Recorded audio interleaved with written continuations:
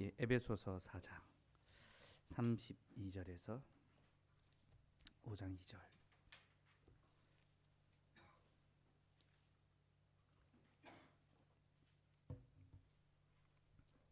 에베소 4장 32절에서 5장 2절까지 같이 읽읍시다. 시작. 서로 친절하게 하며 불쌍히 여기며 서로 용납하기를 하나님이 그리스도 안에서 너희를 용서하심과 같이 하라. 그러므로 사랑을 받은 자녀같이 너희는 하나님을 본받는 자가 되고 그리스도께서 너희를 사랑하신 것 같이 너희도 사랑 가운데서 행하라. 그는 우리를 위하여 자신을 버리사 향기로운 제물과 희생 제물로 하나님께 드리셨느니라. 아멘. 하나님께서 자신의 신부된 교회를 자라나게 하시는데 직분을 선물로 주시고 그 직분을 통하여 말씀과 성례를 바르게 시행하게 하심으로 주의 교회가 자랄 수 있게 하십니다. 말씀의 가르침과 지도 가운데 성도들이 온전해지고 성례에 또 참여함으로 또 함께 자라가게 됩니다. 여기서 온전해진다는 것은 예배를 하는 일에 준비되는 것이고 또 봉사일을 하게 하는 것은 성찬, 식탁의 봉사에 함께 참여하고 또 서로 나누는 것. 이것을 통하여 주의 교회, 주의 몸된 교회가 아름답게 서갑니다. 우리는 이 자람을 그리스도를 중심으로 해야 합니다. 그리스도가 교회의 머리시기 때문에 몸이 그 머리를 통하여 서로 연합하는 것처럼 우리는 그리스도를 중심으로 견고하게 하나 되고 친밀하게 연합해야 합니다. 그래서 우리의 교제에 예수 그리스도의 교제, 참된 성도의 교제, 곧 이 세상의 가치와 어떤 이념과 또 욕심이 아니라 참된 것, 진리의 말씀, 우리가 듣고 배우고 고백한 그 말씀을 서로 나누고 서로 권면하고 서로 위로하고 서로 격려해 가야 합니다. 그렇게 우리가 서로 교제할 때 주의 교회가 아름답게 서갈 것이고 우리가 이렇게 교제하기 위해서 우리는 사랑 가운데 모든 것을 행하여야 합니다. 직분과 말씀과 성례가 우리를 자라게 하지만 그것을 효력 있게 하는 것은 사랑입니다. 사랑은 방법이 아니라 능력입니다. 사랑함으로써 자라나게 하는 거죠. 여러분, 사랑을 주지 않고서는 자랄 수 있는 것이 아무것도 없습니다. 그래서 우리가 전심으로 사랑할 때 우리는 미움과 시기를 아주 버릴 수가 있습니다. 하나님 한 분만을 섬기고 정말 천국, 이곳이 바로 천국이라는 것을 우리는 경험하고 또 세워갈 수가 있게 되는 거죠. 그래서 정말로 우리가 사랑 가운데서 모든 것을 행할 수 있기를 소망합니다. 말하는 것도, 섬기는 것도, 교제하는 것도, 예배하는 것도, 구제하는 것도, 자비하는 것도, 이 모든 것이 사랑을 통하여 실행될 수 있기를 바라고, 사랑이 없이는 아무것도 하지 않는 그런 우리가 됐으면 좋겠습니다. 그런데 우리가 이렇게 사랑 가운데 행하려면, 사랑하려면요, 하나님을 본받아야지만 가능합니다. 왜냐하면 하나님은 사랑이시기 때문이죠. 그래서 우리가 사랑 가운데 행한다는 것은요, 하나님을 본받는다, 바로 그걸 가리킵니다. 그래서 사도는 5장 1절에서 그러므로 사랑을 받은 자녀같이 너희는 하나님을 본받는 자가 되고, 하나님 우리에게 사랑을 베푸시면 우리가 자녀가 되죠. 여러분, 모든 자녀는 사랑받은 자입니다. 왜냐하면요, 자녀는 사랑의 결과이기 때문입니다. 그렇잖아요. 자녀는 그 존재 자체로서 사랑받은 존재입니다. 그러니까 우리가 이 땅에 생명을 갖고 태어났다는 건요, 사랑으로 빚어졌다는 겁니다. 생명을 사랑이 아니고서 무엇으로 설명할 수 있습니까? 그 어머니가 해산의 고통 없이 어떻게 자녀를 낳을 수 있습니까? 그 아이가 자라는데 어떻게 부모의 돌봄과 사랑 없이 자랄 수가 있겠습니까? 세상에 어떤 사람도요, 사랑으로 말미암은 태어날 수가 없습니다. 또 자랄 수도 없습니다. 우리가 하나님의 자녀라는 것은요, 하나님의 사랑으로 우리가 나아짐을 얻었고 돌보심을 받았고 자람을 얻었다. 그래서 우리가 하나님의 자녀라는 것은 하나님이 나를 사랑하셨구나. 그렇게 하나님의 사랑, 부모의 사랑으로 그 자녀가 자라기 때문에 자녀는 부모를 본받기를 원하죠. 본받아가게 되는 하나님을 본받게 되는 거죠. 그래서 우리도 사랑하는 자가 되는 거죠. 그래서 너희는 하나님의 사랑받는 자녀같이 하나님을 본받는 자가 되라라고 합니다. 여기서 본받는다라는 말, 미메테스, 헬라어로 미메테스라고 하는데요. 이 본받는다라는 말은 모방하는 거. 이 미메테스, 이미테이션, 이미테이션, 딱 모방해서 따라해서 만드는 겁니다. 이 말은 화가가 자연의 아름다움을 모방해서 그림을 그리고 조각하는 거. 그게 본받는다, 모방한답니다. 그리고 시인이 어떤 아름다움과 영광을 모방해서 노래하는 거. 참 아름답다. 그 아름다움을 모방해서, 영광을 모방해서 노래하는 것. 그리고 연극 배우가 어떤 사람의 행동을 모방해서 연기하는 것. 이게 고대 로마 사회에서 그 헬라가 갖는 모방한다, 본받는다라는 그런 뜻입니다. 그러니 하나님을 본받으라는 것이 무엇입니까? 우리가 하나님의 선하심을 모방하여 드러내는 것. 하나님의 아름다움을 모방해서 드러내는 것이고, 또 하나님의 영광스러움을 모방해서 노래하는 것. 하나님의 영광이 너무 아름다우니까 이걸 노래하고 찬송하는 거죠. 그리고 하나님의 그 사역, 구속의 사역과 그 은혜의 사역 모방해서 우리가 베푸는 것, 구제와 자비의 사역을 행하는 것. 이게 바로 하나님을 본받는 것이 됩니다. 우리는 그렇게 하나님의 아름다움을 본받아서 우리 속에서 거룩함과 의로움과 지혜로움의 성품들이 드러나야 하고, 또 우리의 말이 시인의 말처럼 영광스러움을 노래하고 고백하고 하나님을 찬송해야 하고, 우리의 삶이 자비롭고 너그럽고 용납하고 베풀고 섬기고 봉사하고 그런 삶으로, 그런 행동으로 우리가 하나님을 드러내야 되는 거죠. 이게 바로 하나님의 그 사랑을, 하나님을 본받아서 사랑 가운데 행하는 것입니다. 근데 특별히 사도 바울은요, 우리가 모방해야 될 이런 하나님의 이 영광, 아름다움에 대해서 용서를 아주 특별하게 부각시키고 있습니다. 용서. 4장 32절 한번 볼까요? 32절. 같이 읽읍시다. 시작. 서로 친절하게 하며 불쌍히 여기며 서로 용서하기를 하나님이 그리스도 안에서 너희를 용서하신 같이 하라. 그러니까 하나님을 본받으라, 하나님을 사랑하라 하면서 그 사랑, 본받음의 가장 특징적인 어떤 성품을 용서로 지금 소개합니다. 그러니까 그 앞에 맥락도 보면 다 용서가 담겨져 있습니다. 그러니까 하나님의 교회를 세워가기 위해서는 서로 사랑해야 되는데 그 사랑이 어떻게 드러나야 된다는 거예요. 용서함으로 드러나야 된다는 거예요. 여러분, 우리는 그리스도 안에서 한 가족입니다. 가족의 특징이 뭡니까? 가족끼리 왜 이래?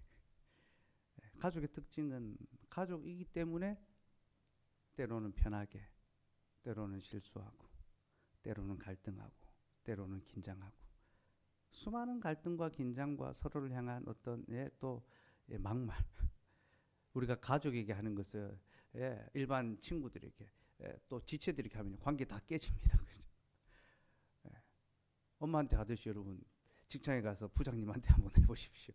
바로 관심사원으로 등록돼가지고 인사평가, 고가평가 이 바로 그러니까 밖에서 못하니까 어떻게 하면 집에 와서 막 하는 겁니다. 그죠?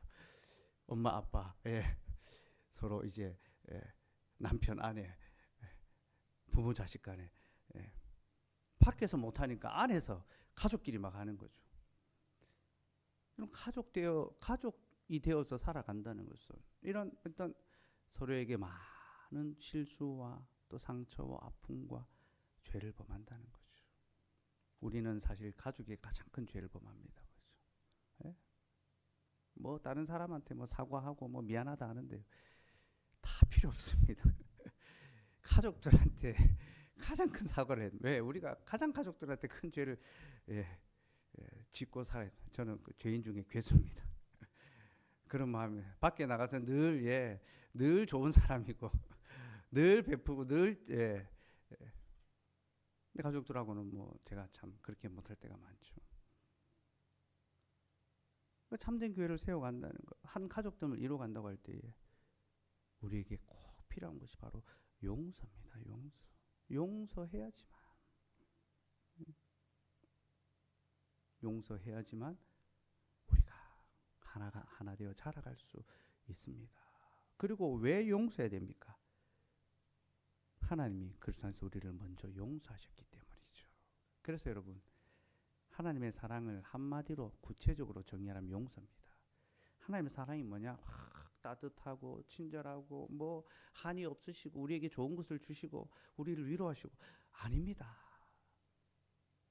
그 앞에 가장 특징적인 것이 용서입니다. 용서. 예.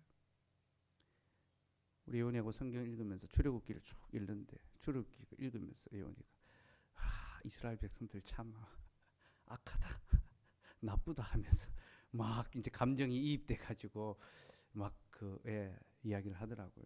예. 그 10가지 재앙할 때 하나님이 은혜로 그들에게 계속 베푸시는데 또 바로가 막 힘들게 하니까 어떻게 합니까? 또 막 분노하고 원망하고 그러잖아요.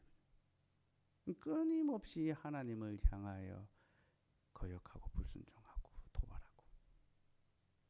그게 그러니까 한 번의 죄만이 아니라 쉬지 않고 끊임없이 하나님을 향하여 반역하는데 하나님 용서하시잖아요. 어떤 신학교 교수님이 민수기 이제 이스라엘 백성의 광야 생활인데요. 민수기를 이렇게 이름을 붙이더라고. 광야의 반란. 민수기를 한마디로 정의하면 광야의 반란이다. 끊임없이 반란을 일으킨 것이 이스라엘 역사다. 근데 하나님이 그들을 지키시잖아요. 그죠? 끝까지 붙드시잖아요. 그게 용서입니다.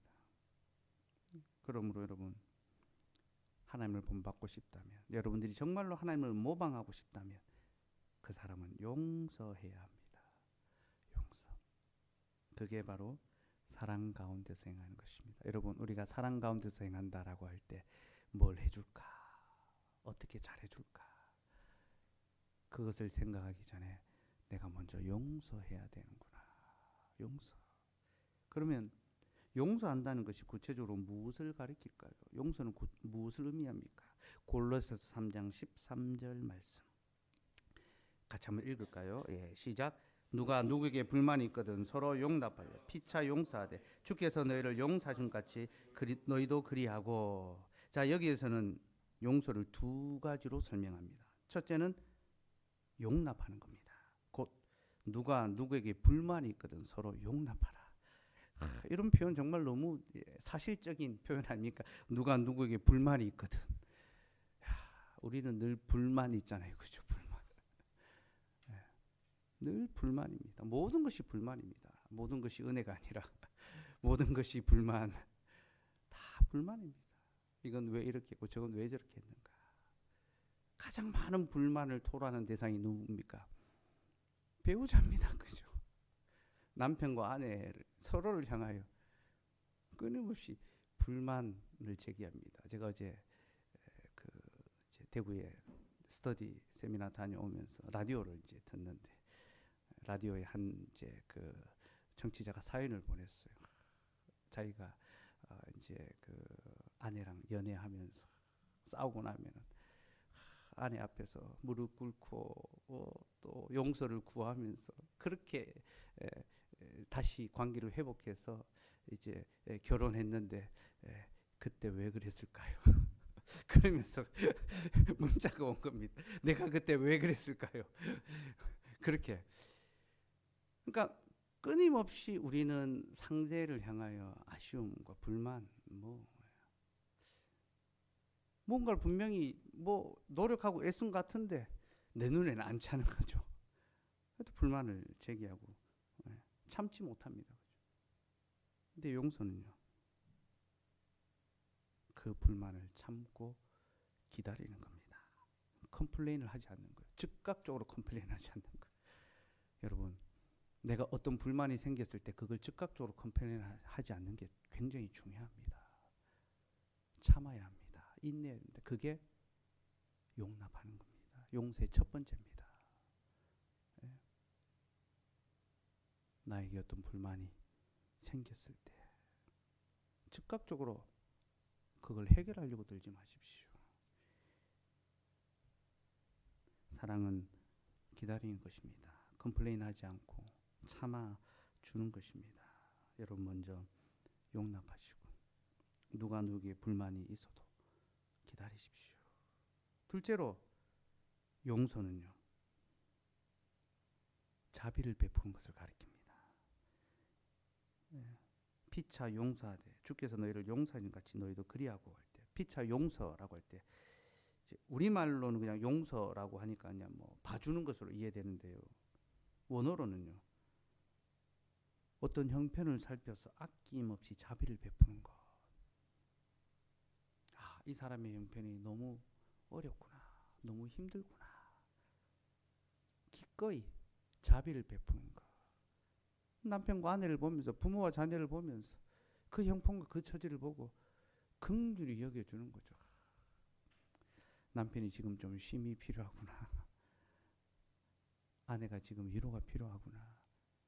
자녀가 지금 평안이 필요하구나. 그 형편을 보고 아낌없이 자비를 베푸는 것. 그게 바로 용서입니다. 용서. 성경이 말하는 용서입니다. 근데 한자로도 용서는 그런 뜻입니다. 용서의 용자는요, 얼굴 용자입니다. 어떤 틀, 그릇, 용기할 때, 예, 용모할 때, 얼굴, 그릇, 틀입니다. 근데 서자는 헤아려 살펴서 동정하다, 그런 뜻입니다. 동정을 베풀다. 얼굴을 싹 살펴보고 얼굴 보니까 좀 안 됐네. 얼굴에 근심이 가득하고 괴로움이 가득하면 동정을 베풀고 긍휼을 베푸는 거. 네? 어려움에 처한 자들을 잘 돌아보고 긍휼을 베푸고 자비를 베푸는 것이 바로 용서입니다. 용서의 두 가지 이 속성을 기억하십시오. 첫째는 용납하는 것. 불만이 있어도 참고 기다려줄 수 있는 것. 둘째는 그 형편을 보고 긍휼히 여기고 자비를 베푸는 것.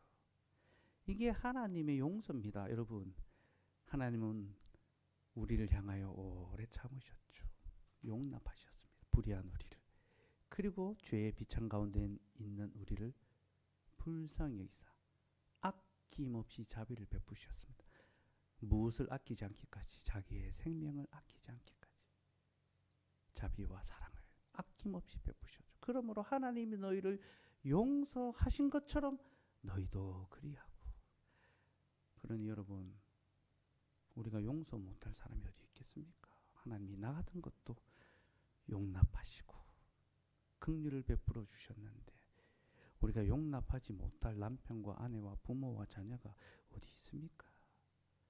또 우리가 동정하지 못할 사람이 어디에 있단 말입니까? 우리는 진정으로 용서할 수 있으며 용서해야 합니다. 그리고 우리가 용서하는 것은요, 한 가지 이유가 더 있습니다. 이 용서를 통하여 변화할 것을 믿기 때문입니다. 여러분, 우리의 용서는 그냥 막 퍼주는 자선사업이 아닙니다. 용서를 통하여 진정으로 그 사람이 변한다는 것을 알기 때문에 여러분, 사랑이 사람을 변화시킵니다. 용서가 사람을, 정말로 용서받은 사람은 변화되게 되어 있습니다. 레미제라블의 그 장발장, 법으로도 무엇으로도 바뀌지 않았지만 용서, 그 사제가 용서해 주었잖아요. 그 용서가 그를 바꾸어냈습니다. 그게 복음의 힘입니다. 그게 세상이 말하는 어떤 도덕과 자비와는 다른 기독교의 복음입니다. 기독교의 용서는 그냥 사람이 죄가 문제지 사람이 문제냐, 용서해줘라.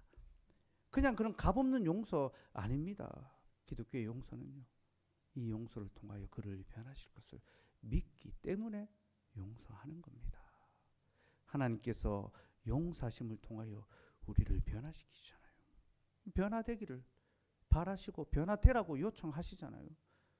그런 마음으로 우리는 용서하는 겁니다. 그러니 여러분, 남편이, 아내가, 자녀가, 부모가 정말로 바뀌길 바란다, 변화되기를 바란다면 먼저 용서하십시오. 말로 너 이렇게 이렇게 해, 너 이렇게 이렇게, 그 말로만 바뀌지 않습니다. 기다리고 용납하고 동정하고 용서할 때 그 용서가 결국은 사람을 변화시켜 간다는 것. 우리 모두를 변화시켜 간다. 그래서 용서하는 자가 큰 자입니다. 여러분, 우리 모두가 용서함으로써 더 큰 자가 되고 더 자라가고 우리 교회가 용서의 공동체. 저는 하나님 나라가 무엇이냐 하면요, 용서하는 나라로 그렇게 정의하고 싶습니다. 용서하는 나라.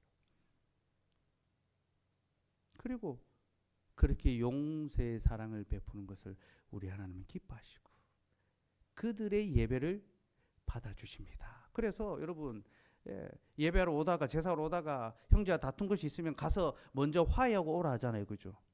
그게 예배보다도 관계가 더 중요하다 그렇게 생각해서는 안 됩니다. 예배가 너무나 중요하기 때문에 그 예배가 깨어지지 않도록, 하나님의 예배를 우리가 망치지 않도록, 하나님 우리 예배를 받으시도록 앞에 뭐합니까? 화해하고 용서하는 거죠. 용서해야지만 그 예배가 하나님이 받으시는 예배가 될 수 있는 겁니다. 적어도 여러분들이 예배의 자리에 이르렀을 때요, 마음속에 미워하는 사람이 있으면 안 됩니다. 교회당까지 오면서 막 남편 아내가 막 싸웠습니다. 예, 그럴 수 있죠, 그죠? 예, 종종 그럴 걸로 압니다. 왜 이렇게 준비가 늦었냐, 뭐 해가지고 막 시작해서 애기 챙기고 온다고 늦었지 않냐 하면서 당신은 뭐 했냐 하고 막 그러다가 막 주차할 데 없어서 막 하면 봐라 예배 늦게 생겼다고 막. 그러나 이 예배실 안에 들어와서 하나님 예배할 때는 마음으로 용서해야 됩니다. 용서하고 예배해야 되죠. 그 용서의 예배가 하나님이 기뻐 받으시는 예배가 됩니다. 에베소서 5장 2절 같이 읽읍시다. 2절 시작. 그리스도께서 너희를 사랑하신 같이 너희도 사랑 가운데서 행하라. 그는 우리를 위하여 자신을 버리사 향기로운 제물과 희생 제물로 하나님께 드리셨느니라. 그리스도께서 우리를 사랑하사 자기의 몸을 버리셨습니다. 자기를 희생 제물로 하나님께 드리셨죠. 근데 사도는 이것을 가리켜 향기로운 제물이라고 합니다. 향기로운 제물. 이것은 하나님께서 구약 시대의 제사를 흠량하실 때, 받으실 때 향기롭게 받으셨다. 곧 예수 그리스도의 그 희생을 향기로운 제물로 받아주셨다. 왜 그 제사를, 그 제물을 향기롭게 받으셨습니까? 용서의 제사였기 때문이죠. 사랑의 희생이었기 때문이죠.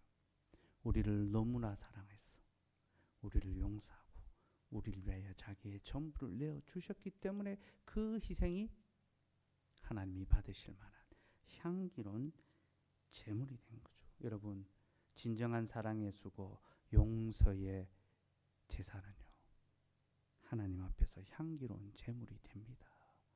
여러분을 산 제물로 드릴 때 용서의 제물로 드리십시오. 근데 사도 바울은요, 이 향기로운 제물이라는 단어를 성도의 연보에서도 사용합니다. 빌립보서 4장 18절 말씀 같이 읽읍시다. 시작. 내게는 모든 것이 있고 또 풍부한지라 에바브라 디도편에 너희가 준 것을 받음으로 내가 풍족하니 이는 받으실 만한 향기로운 제물이요 하나님을 기쁘시게 한 것이라. 사도 바울이 빌립보 교회의 성도들이 연보를 칭찬합니다. 그들이 예루살렘 교회의 가난함을 돌아보고 연보했습니다. 가난한 중에도 연보했습니다. 칭찬했습니다. 또 그들이 연보에서 바울의 복음 사역을 위하여 사용하도록 선물했습니다. 말씀의 직분자가 말씀의 사역을 잘 감당할 수 있도록 그들을 공개하고, 그렇게 공개한 것은 빌립보 교회밖에 없었습니다. 그래서 바울이 빌립보 교회 성도를 너는 나의 멸류관이다, 기쁨이다, 그렇게 칭찬하면서 너희의 그 연보로 말미암아 내가 부족함이 없이 풍족하다. 그러니까 사도 바울이 내가 풍부에도 처하고 비천에도 처했다라고 이야기할 때 그 풍부에 처한다는 것이 빌립보 교회 성도들이 연보함으로 말미암아 바울에게 풍부하게 또